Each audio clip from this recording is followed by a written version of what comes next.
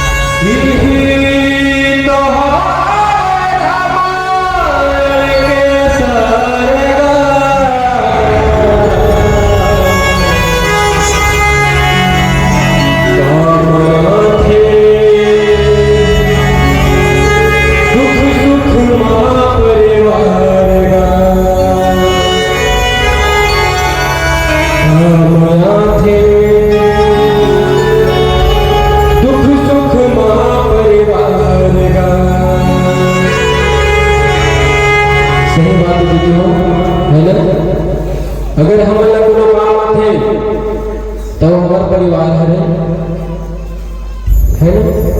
दूसरा हमारा साथ नहीं देगा दूसरा हमारा साथ नहीं देगा जाए हो वो 4 दिन की जिंदगी है दूसरा मिनट को प्याली लेकिन जब काम नहीं तो हमारा परिवार ही हमारा साथ दे लेकिन आगे से नहीं है। आज के दिन का है घर परिवार में ही झगड़ा है भाई भाई के बैठे है ना जो भी होते घर परिवार में होते वो हमारा साथ भी तो सिर्फ हमारे परिवार में साथ थे तो किथे का झन कर